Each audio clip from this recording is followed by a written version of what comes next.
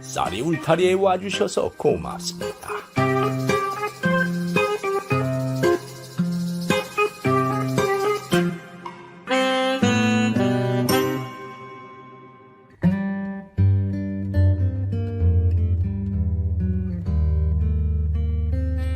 이번 이야기는 씨바지 안악과 정 붙은 양반에 대한 이야기입니다. 그럼 시작하겠습니다.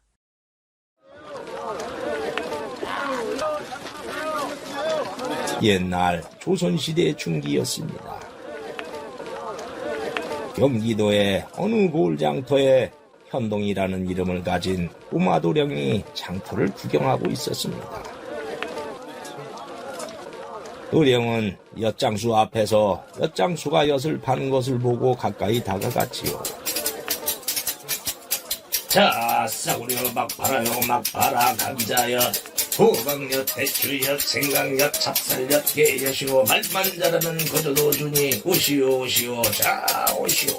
강원도 금강산 12,000봉 바위마다 덕달려를 100일산. 도령은 옅게 생기고 맛있게 생긴 엿을 먹고 싶었지만은 때마침 돈을 갖고 나오지 않아서 엿을 사지 못하고 침만 삼키고 있었습니다.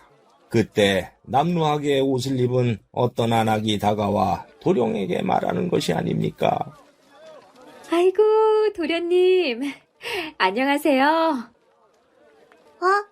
누구세요? 소희는 도련님이 아기였을 때 키웠던 유모였어요. 여기서 만날 줄 몰랐네요. 유모? 그러고 보니 어디서 본 것 같은데? 아이고, 도련님이 저의 젖을 먹고 자랐는데 당연하지요. 그런가? 그렇게 해서 안악은 엿을 사서 도령에게 줬고 도령은 맛있게 먹었습니다. 그렇게 둘은 장터를 구경하였고 그러는 동안 도령이 엿을 다 먹었습니다. 유모, 나 엿 다 먹었어. 더 먹고 싶은데. 그래요? 도련님, 저희 집으로 가면 더 맛있는 거 많은데 갈래요? 진짜? 그래, 유모 집으로 어서 가. 예. 그렇게 해서 도령은 안악의 집으로 함께 갔습니다. 안악을 따라간 도령은 그 고을에 살던 박선비 부부의 5대 독자였습니다. 박선비는 벼슬을 하지 않았지만은 선친의 큰 재산을 물려받아서 부자였습니다. 그런데 안악이 도령을 데려가서 해가 넘어가도 집에 들어오지 않았으니 집에 있던 박선비와 부인 추씨는 난리가 났지요. 왜야? 현동이가 없다고? 예, 아까 낮에도 도련님이 마당에 있었는데 저녁 때가 되니까 보이지 않습니다. 너희들은 뭘 했길래 현동이가 없어졌는지도 모른단 말이냐? 아이고, 5대 독자가 사라졌으니 이를 어쩐단 말이냐? 당장 흩어져서 현동이를 찾아와라. 못 찾으면 너희들은 죽은 목숨이야? 예, 알겠습니다요, 마님. 그렇게 해서 모슴들이 밤새 온 고을을 다 돌아다니면서 찾아도 도령은 보이지 않았습니다. 그러자 다음날 박선비는 관아에 알렸고 도졸들이 수사를 한 끝에 단서를 잡고 안악의 집을 찾아가 덮쳤습니다. 그리고 도령과 함께 있던 안악을 체포했지요. 안악은 광에 갇혀서 도령을 부르며 슬피 울었습니다. 도련님. 안악은 윤씨성을 가진 사람이었습니다. 윤씨는 사실 도령을 낳은 친모였지요. 그게 어떻게 된 사연인지 과거로 거슬러 올라갑니다. 박선비는 4대 독자였는데 한양의 세력 있는 집안의 딸 추씨와 혼인을 했습니다. 추씨 부인은 성격이 못되고 사소한 일에도 신경질적이었습니다. 혼인 후 몇 년이 흐르는 동안 아기가 생기지 않다가 어렵게 임신을 했는데 추씨 부인이 하인들에게 못살게 굴고 만사에 신경질을 내니 몸에서 나쁜 기운이 생겨 그 기운이 뱃속의 태아에게 들어가 그만 2번이나 유산을 해버렸습니다. 그렇게 아기가 없는 세월이 10년이 흘렀지요. 그렇게 되자 추씨 부인은 4대 독자 집안에서 아기를 낳지 못하니 어르신들의 눈치를 보고 살아야 해서 괴로움이 이만저만이 아니었습니다. 그래서 국리 끝에 용한 무당을 찾아갔는데 무당이 이렇게 말하는 것이었습니다. 남쪽으로 100리 떨어진 곳에 달래골이라는 동네가 있는데 거기에 사는 윤씨성을 가진 안악을 시바지로 하면 아기를 낳아줄 거라고 하는 것이었습니다. 조선시대에는 부인이 아기를 갖지 못하면 건강한 안악을 데려와 남자와 동침하게 해서 아기를 낳게 하는 일이 흔했습니다. 소위 시바지였지요. 무당으로부터 그 말을 들은 추씨 부인이 달래골에 가보니 정말로 윤씨성을 가진 안악이 살고 있었습니다. 윤씨는 천한 신분이었지만은 20 중반으로 건강한 데다가 2 아들까지 낳은 적도 있어서 아들을 낳아주리라는 믿음이 갔습니다. 그래서 추씨 부인은 윤씨에게 아들만 낳아주면은 쌀 50석을 주겠다고 했습니다.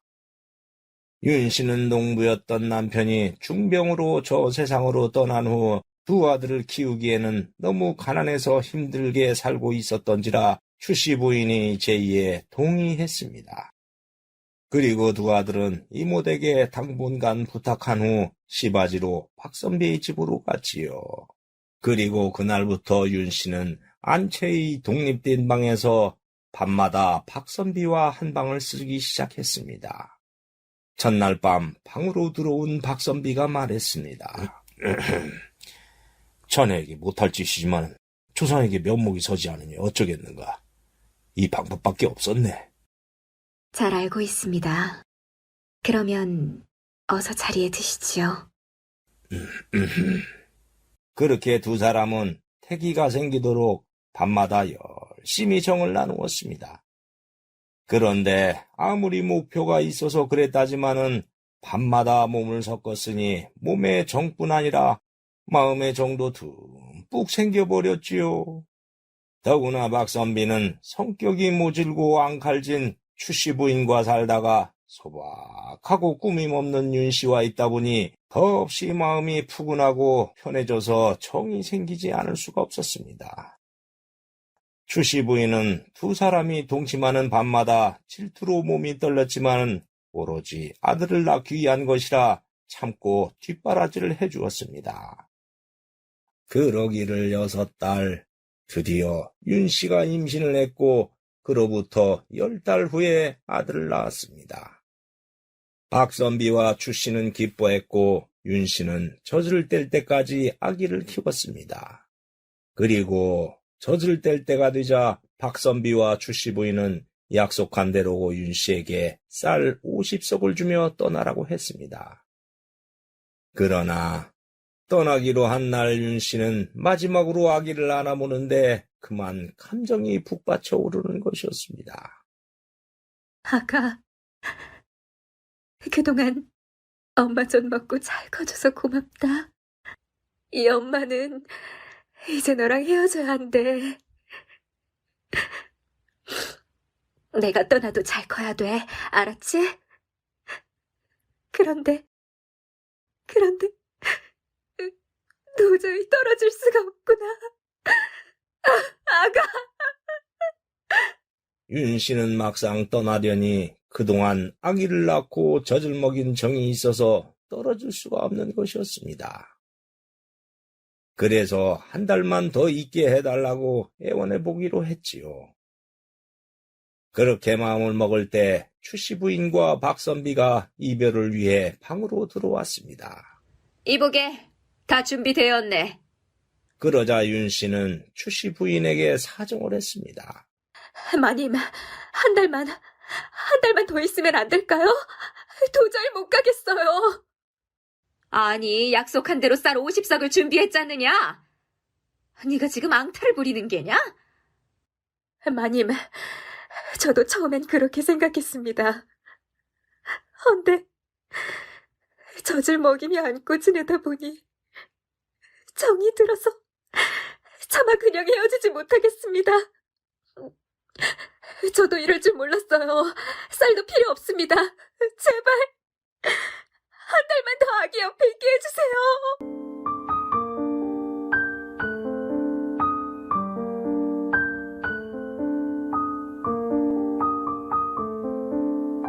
윤 씨는 그렇게 끌려나가다시피 해서 쫓겨났고 머슴들이 쌀 50석을 짊어져서 집에 가져다 주었지만 하나도 눈에 보이지 않았습니다.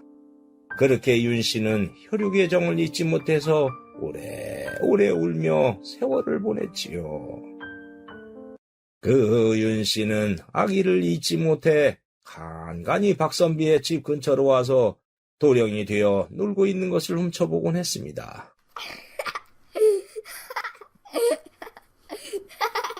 아가, 그러나 멀리서 보는 엄마의 심정은 더 타들어가는 듯 했지요.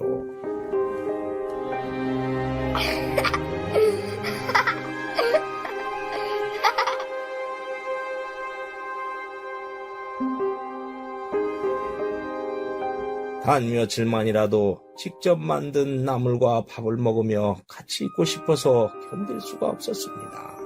그래서 결국에는 장터에서 도령을 데려갔던 것이었습니다. 윤 씨가 갇혀있는 광에도 깊은 밤이 찾아왔습니다. 윤 씨는 이제 내일이 되면 관아로 끌려가 유기를 했다는 크나큰 죄로 감옥에 갇히게 되었으니 도령과 다시는 만나지 못할 절망감에 눈물이 더 흘러내리는 것이었습니다. 도련님, 이 어미는 이제 다시는 도련님을 못 봐요. 잘 사세요. 윤 씨는 도령과 헤어지는 마지막 인사를 하며 울었습니다. 그런데 그때 광에 조금 열린 문 틈으로 박선비의 얼굴이 나타났습니다. 이보게 날쌔. 나으리? 이 모든 게 자식을 얻으려는데 욕심에서 생긴 것이지. 그러니 자네 잘못은 없네. 날 탓해주게. 나으리! 내가 자물쇠를 열어줄 테니 이 밤을 타고 집에 가서 아이들을 데리고 멀리 도망가서 숨어서 살게. 뒤는 내가 다 책임지겠네. 예? 나으리, 고맙습니다. 그런데 그때 박선비가 이렇게 말을 하는 것이 아닙니까? 자네에게 하고 싶은 말이 있었네. 하실 말이라니요? 다음 생에서는 부부로 만나세. 그 말에 윤 씨는 눈물이 와르르 쏟아지는 것이었습니다. 나으리, 소인의 마음도 그러했습니다.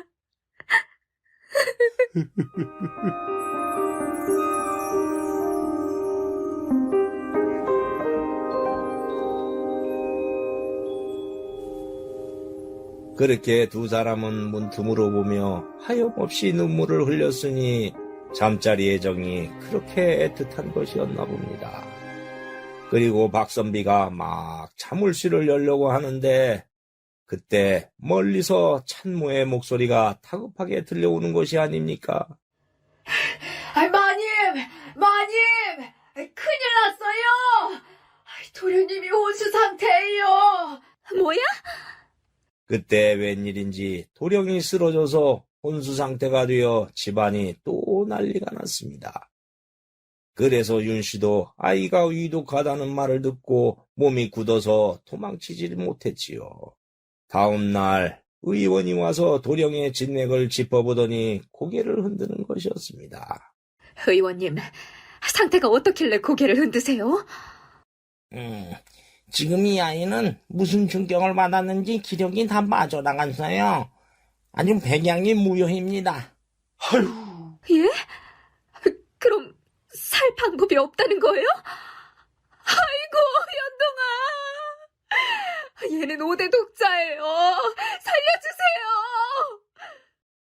살려주세요. 한 가지 방법이 있습니다. 젖을 먹인 생모가 며칠 동안 안아주고 다독이면서 체온을 나눠주면 나을 수도 있습니다. 의원의 말을 들은 추 씨는 놀랐지만 그것이 살리는 길이라니 어쩔 수 없이 광에 갇혀있던 윤 씨를 불러서 안채방에 도령과 함께 있게 한 다음 체온을 나눠주게 했습니다. 생모가 기운을 내도록 보약을 지어드릴 테니 탕으로 달여서 잘 먹이십시오. 추 씨 부인은 어쩔 수 없이 윤 씨에게 탕약을 해서 먹게 했지요.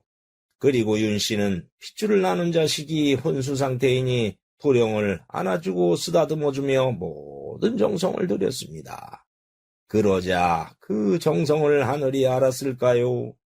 며칠 뒤에 도령이 기운을 찾는 것이 아니겠습니까? 도련님, 기운 차렸군요. 난 개운해. 근데 유모가 왜 날 안고 있어? 아니에요. 도련님이 일어나서 다행이에요.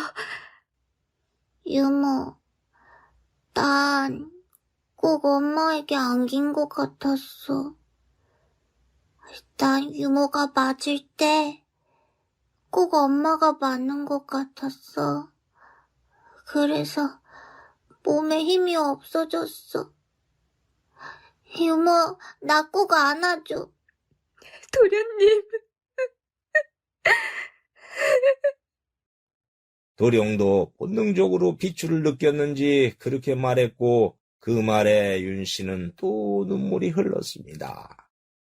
그렇게 도령이 기력을 회복했는데 윤 씨가 기력을 아이에게 다 주어서 그랬는지 이번에는 윤 씨가 알아눕는 것이었습니다. 추 씨는 윤 씨를 내쫓아야 했지만 쓰러져 있으니 이러지도 저러지도 못했고 박선비는 윤 씨의 기운을 내게 하는 탕약을 먹이게 했습니다. 추 씨 부인은 아이가 기운을 찾고 일어나자 기쁘기는 했지만은 그동안의 느낌으로 박선비와 윤 씨가 사랑한다는 것을 알게 되었습니다. 그래서 추 씨 부인은 극단적인 생각을 했습니다. 윤 씨가 먹는 탕약에 극약을 넣어버린 것이었습니다. 그것도 모르고 누워있는 윤 씨는 이제 목숨을 잃을 수밖에 없는 운명 앞에 놓이게 되었습니다. 그런데 하늘이 운명을 뒤바꿔 놓기로 했을까요? 그때 추 씨 부인도 몸이 좋지 않아서 보약을 먹고 있었습니다. 다음 날 도령이 부엌 앞을 지나가다가 윤 씨와 추 씨가 먹는 2개의 약탕기가 식어가고 있는 것을 봤습니다. 이게 뭐지? 재밌게 생겼다. 도령은 2개의 약탕기를 들고 놀다가 그만 약탕기를 서로 바꿔놓고 가버렸습니다. 그것도 모르는 찬모는 윤 씨와 추 씨에게 약탕을 방에 넣어줬고 두 여자는 서로 바뀐 탕약을 먹어버렸죠. 그 결과 아니 부인, 이게 웬일이오? 당신이 숨을 거두다니. 추 씨 부인은 그만 저 세상으로 가고 말았습니다. 인과응보일까요? 남에게 나쁜 짓을 하는 사람은 반드시 그것을 되받는 것인가 봅니다. 추 씨의 장례식이 끝나고 윤 씨가 기력을 회복하자 박선비는 여러 생각이 들었습니다. 아이를 친자식처럼 보살필 사람이 있어야 하는데 그 사람은 윤 씨밖에 없으니 생각한 끝에 안채로 가서 윤 씨에게 말했습니다. 자네가 아니면 현동이를 친자식처럼 보살필 사람이 없네. 더구나 자네는 현동이의 친모 아닌가. 그래서 부탁인데 자네가 이 집에서 함께 살면서 현동이를 보살펴주면 어떻겠는가. 물론 두 아들도 데려와서 함께 살아도 괜찮네. 그 말을 들은 윤 씨는 이게 꿈인가 생시인가 싶었습니다. 나으리, 정말 그래도 되는지요? 그래도 되냐니 오히려 내가 부탁하고 싶었네. 나으리, 고맙습니다. 두 사람이 그러고 있는데 현도이가 문을 열고 들어오며 갸우뚱했습니다. 유모, 왜 울어? 도련님, 이제 다시는 헤어지지 않아도 돼서 기뻐서 그래요. 그래? 진짜? 야, 신난다! 유머, 다른 데로 가지 말고 나랑 살아. 알았지? 예, 도련님. 그렇게 해서 윤 씨는 두 아들을 박선비의 집으로 데려와 모두 함께 살았지요.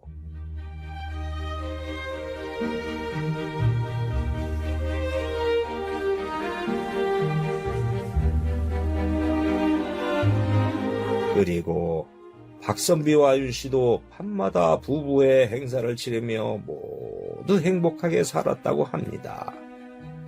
이번 이야기 여기에서 마치겠습니다. 감사합니다. 구독과 좋아요를 누르면 다음에 영상이 새로 만들어졌을 때 먼저 보실 수 있습니다.